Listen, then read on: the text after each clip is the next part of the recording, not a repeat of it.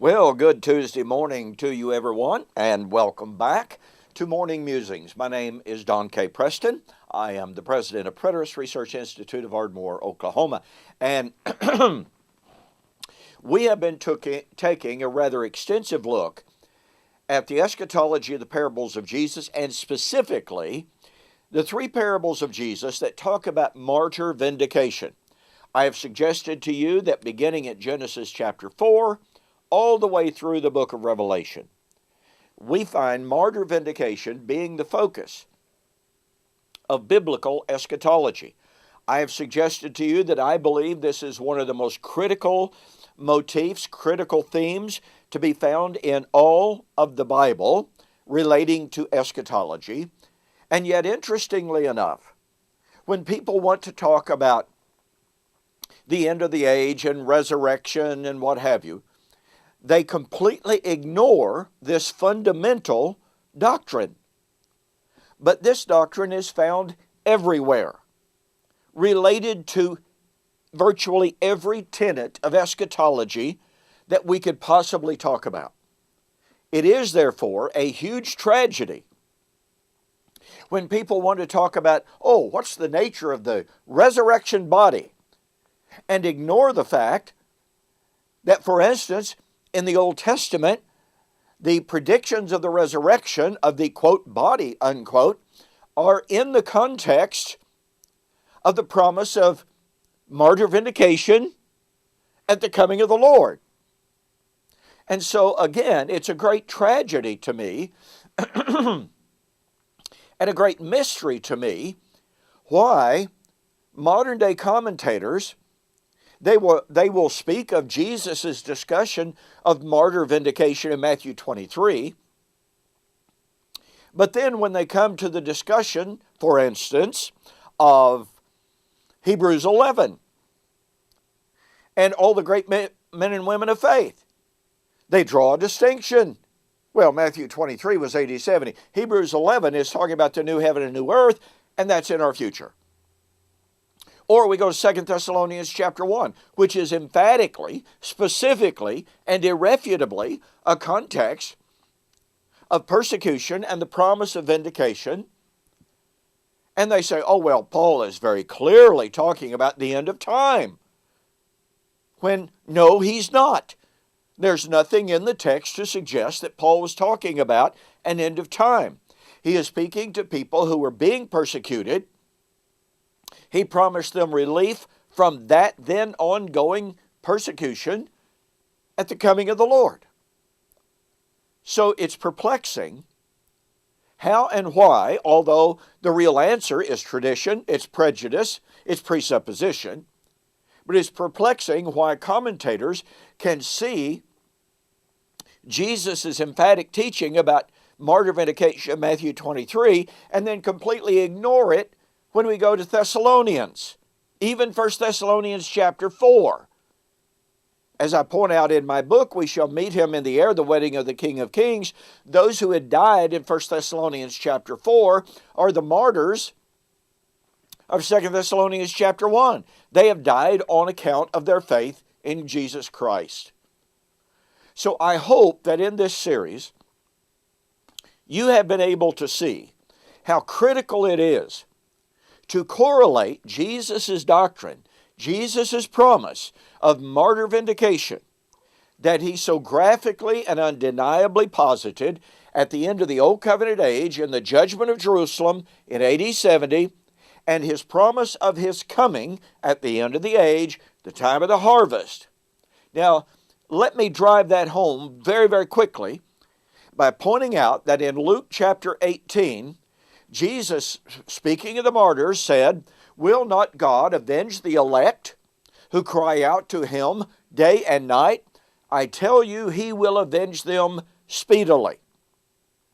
Point number one, we have to correlate Luke chapter 18 with Jesus' promise of Matthew 23 that all of the blood of all of the righteous shed on the earth all the way back to Abel would be vindicated in his generation. There is no dichotomy, okay? There is no bifurcation between Matthew 23 and Luke 18. Point number 2, Jesus said he will avenge them speedily. This correlates with Revelation chapter 6, the souls under the altar who cry out, "How long, O Lord?" They were given white robes and promised that they must rest only for a little while. Point number 3, the language of Luke chapter 18 is undeniable. Some people want to argue, well, all that Jesus was really arguing or saying here is that when he finally gets around to coming, whenever that might be, it might be 2,000, 5,000, or 40,000 years, but when he finally gets around to coming, he's going to ride the fastest cloud out of heaven. The language, the grammar, if you please, the linguistics of Luke 18:8 forbids that. Jesus uses the Greek term tachei. This term is only used 7 times in the New Testament. Now, I want you to notice that it is used in Acts chapter 12 and verse 7. Peter's in prison. The angel breaks the bars of the prison, walks in, and tells Peter, "Rise up quickly and leave." Now, was the angel telling Peter, now look, Peter, don't worry about when you leave, but I want to tell you, when you finally get around to coming, I want you to boogie as fast as you can. Was the emphasis on imminently leaving or rapidity of action when he finally got around to leaving? Well, you know what the answer is. In Acts 22:17 and following, Paul was spoken to in a vision as he's in Jerusalem, and the angel says, "Arise up quickly and depart, because there are those who will seek your life." Was the angel telling Paul, now look, Paul, enjoy your time in Jerusalem. Don't worry about when you leave. But I'm telling you, when you leave, take the fastest chariot out of this town. Get the fastest horses you can find. No. The emphasis on, Paul, you might ought to get out of town now. In Acts 24,